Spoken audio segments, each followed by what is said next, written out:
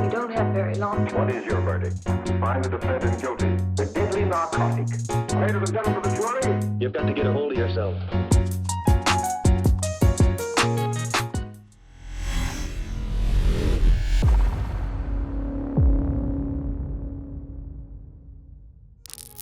Hey, what's up everyone? My name is Janos, creator of Pinoy Tech Dad, and today we're going to be talking about the Redmi Note 9S. So this is the global version of the Redmi Note 9 Pro. But before anything else, do note that this is not going to be a full review yet. This is just my initial impressions after using this for 24 hours. Alright, so the first thing that I really want to address here is the backlight bleed or the screen bleeding issue that some people claim that they have on theirs. Well, so far it's not on this phone that I have right now. So this Redmi Note 9S is safe from backlight bleeding issues. Definitely on the Mi 10 Pro, you can see that the blacks are very inky. They're just legitimately black. Unlike here on the Redmi Note 9S, you can definitely see that there's some backlighting there and it's not purely black. It's not really an issue. It's just that it's the nature of an LCD screen compared to an AMOLED screen. So definitely consider that fact if you're thinking that your Redmi Note 9S has an issue. So now that we have that out of the way, let's talk about the design on this. This actually looks okay. It's not good looking, but it's not bad looking as well. So it really depends. I mean, beauty is in the eye of the beholder. So some people might like it, some people might not like it. And also you can see that there's a little bit of a camera bump right there. One thing that I don't like about this is it's very, very shiny back panel. It's very reflective. And of course, it's a fingerprint magnet. So you see that?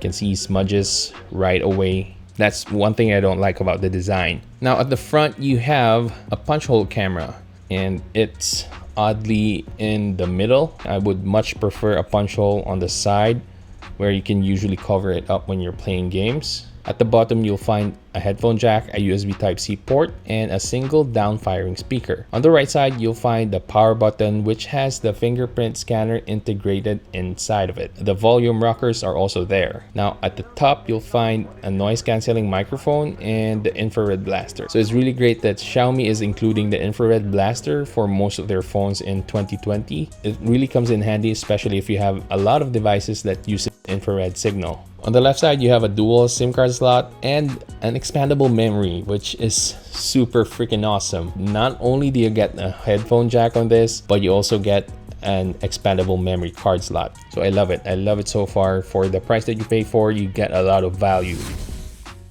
Next, let's briefly discuss the screen. It's a full HD display and actually it looks okay.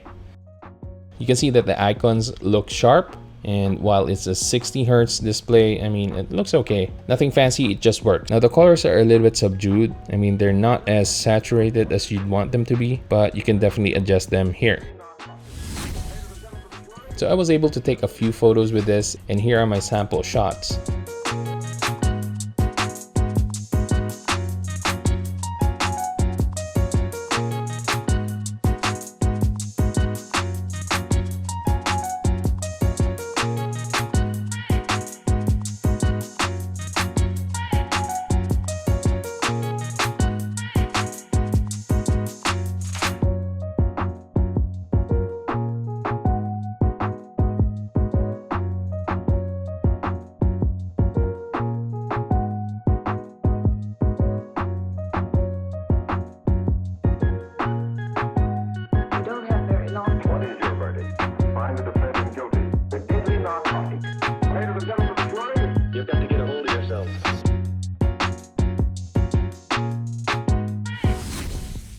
Next, let's quickly talk about gaming. Well, I was able to play Mobile Legends and Call of Duty on this. I haven't tested PUBG yet, but so far so good. I haven't experienced any heating issues on this. So yeah, let's talk more about gaming after I've spent more time with this.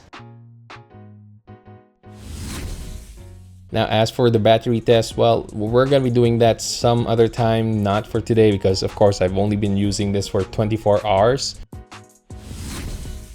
Yeah, so I think that's about it for this quick impression. I really like it so far, and I do think this offers a lot of value for your money, especially if you're looking for a good mid-range phone. This is something that I can definitely recommend, even though I've only used it for 24 hours. But do wait for my full review if you're still undecided on this. But I really like it, and I think you'll also really like this phone if you're looking for something that's in the price range of this phone, which is around $200 for the base model. So really, for $200, you're getting a lot of value here. Anyway, that's gonna be it for this video. I hope you enjoyed this and found it helpful. And if you did, please give it a thumbs up, subscribe to my channel, and hit that bell button so you can watch more videos like this in the future. And by the way, if you want more content about the Redmi Note 9S, do subscribe to my friends Sula Tech Reviews and Gadget Sidekick, as they'll be covering the Redmi Note 9S as well.